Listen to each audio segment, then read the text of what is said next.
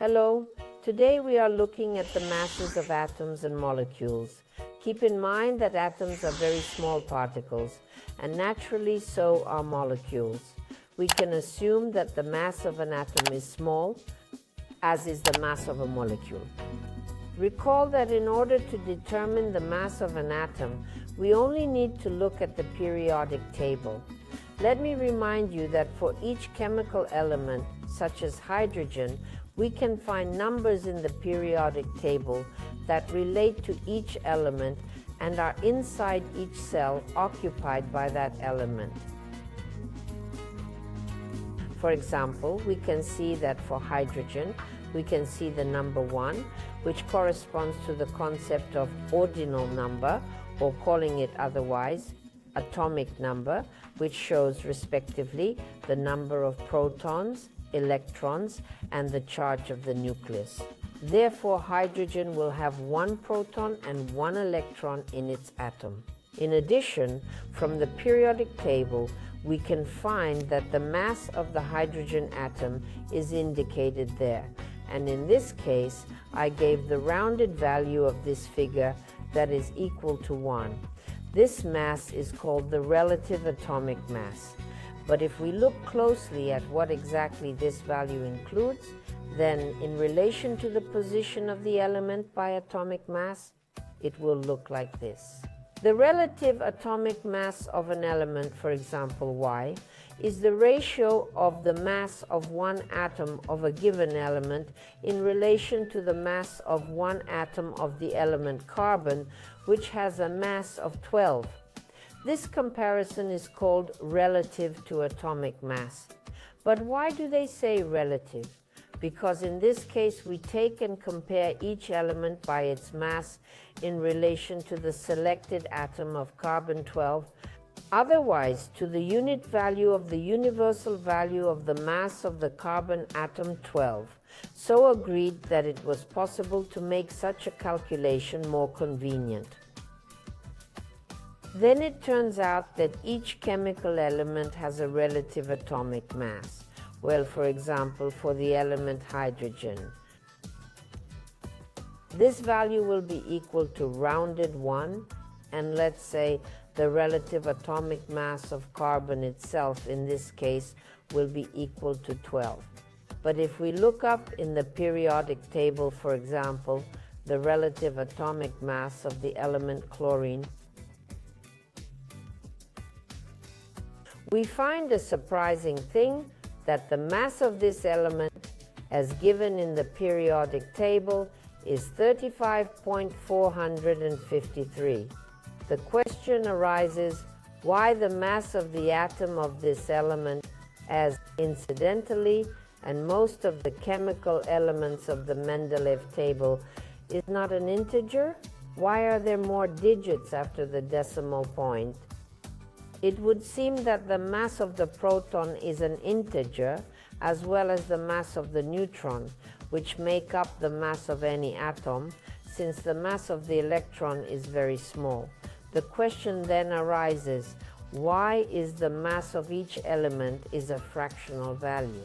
It turns out that this is due to the fact that almost all elements of the Mendeleev table have the concept of isotopes, and this applies to the element chlorine, that is the chlorine, with an atomic number of 17 and has an atomic mass of 35. And on the other hand, there is another isotope of chlorine with atomic number 17, but with a mass of 37. And given that the chlorine isotope of 35 isotope is 75% distributed in nature, and the isotope with mass 37 will be 25%.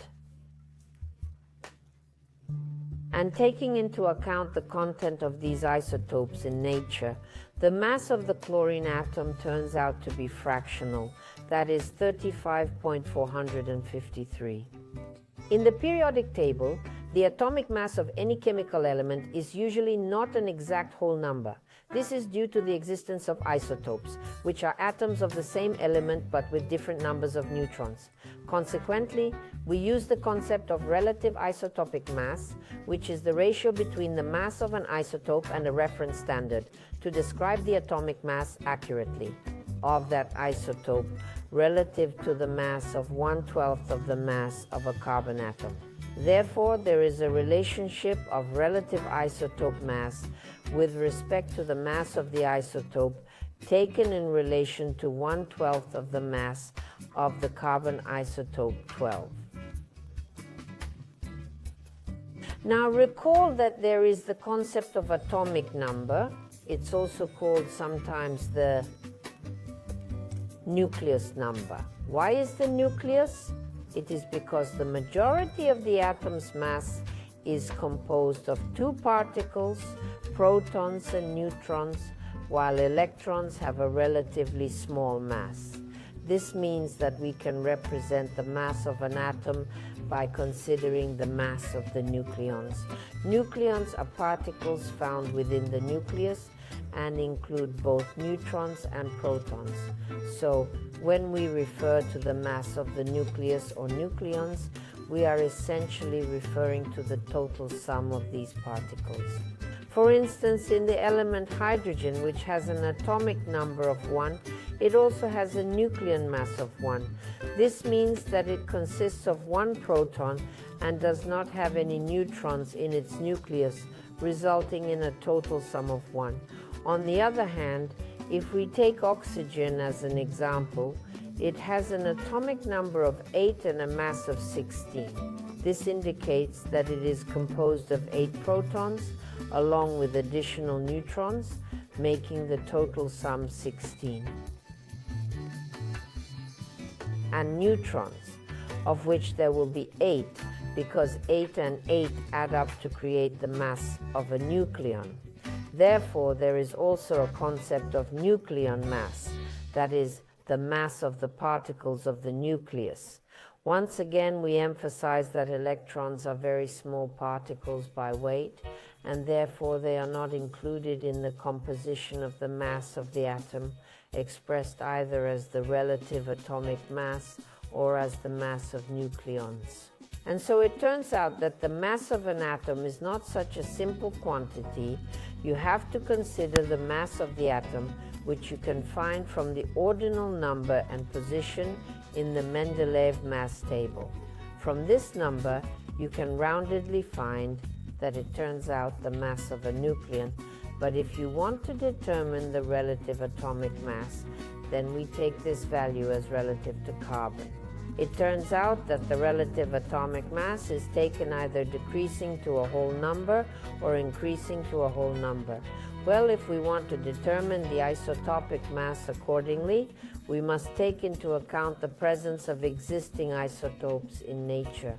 Therefore, the mass of an atom is not a simple quantity, and it is important to learn not to confuse what mass of an atom we are talking about in this case. In the next lesson, we will talk about how the mass of a molecule is calculated.